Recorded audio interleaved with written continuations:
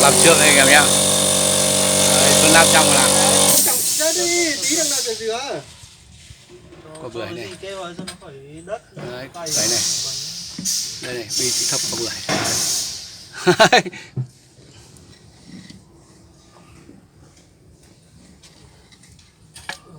Đây quả bưởi đấy nha anh em nha. Nhớ anh em thay hàng xịn thì nó có chỗ bơm mỡ, còn hàng tàu này thì không có chỗ bơm mỡ.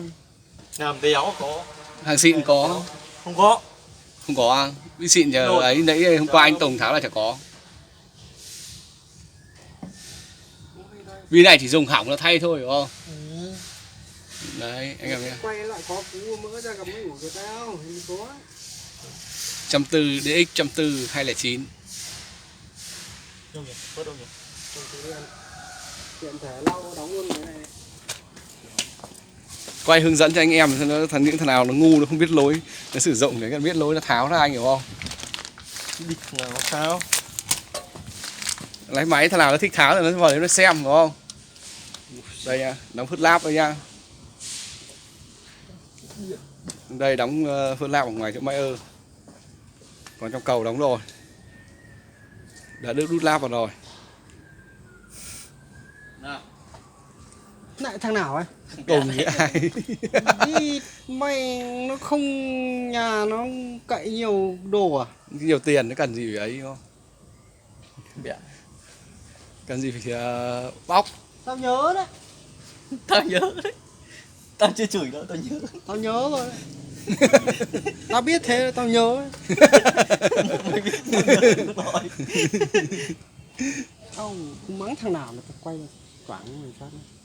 Tao nhớ thôi, tao không nói gì đâu.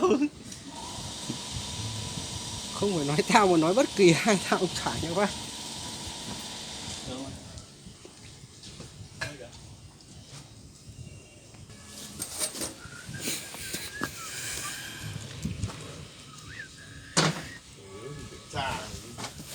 Ừ thì vẫn kệ cha tao chứ mày làm gì được cha tao, nhưng mày liệu thần hồn lúc mày nói ai là tao Quạt luôn.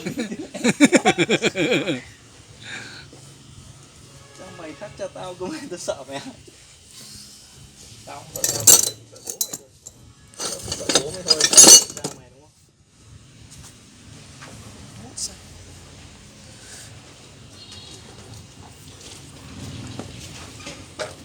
Có cả tay nối mà, tay nối ra để đóng mà, không có khúc đấy. Mày bắt làm tao tao gọi quyết nát đánh. Đây đây. Nào. Đây. Sao họ không biết nát nào? Nào. Tao đeo quen thằng đấy. Chính là vợ tao nó hỏi bác quên xỏ lá nhưng tao bảo sao gọi là quyết nát.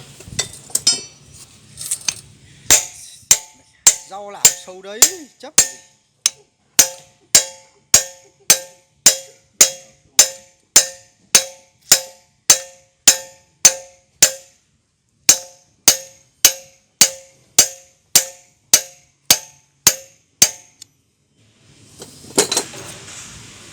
Không cho nó kịch anh. Kịch gì nữa. Còn nữa đâu. Tao bảo mày có họ với nó. Bán cái bọn sâu rau nào sâu đấy.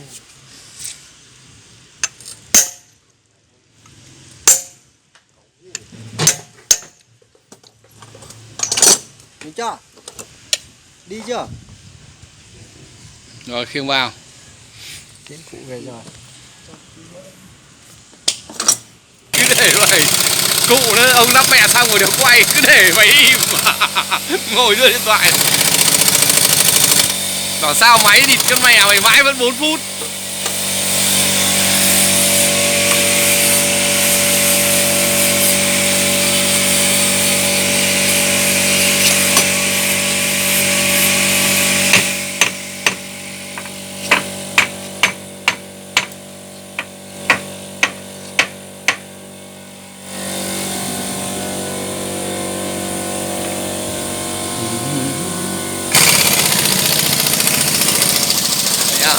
Xong cái phần về nó ở ngoài rồi lắp cái này anh em nhé.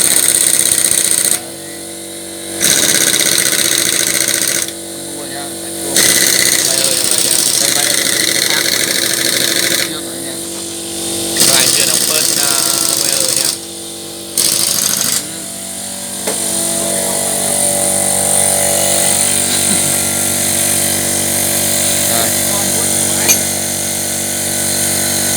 sắt.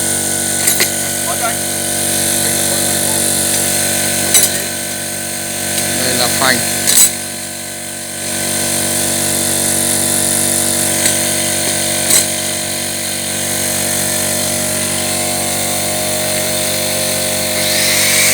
Đây là cái nồi sau nhé.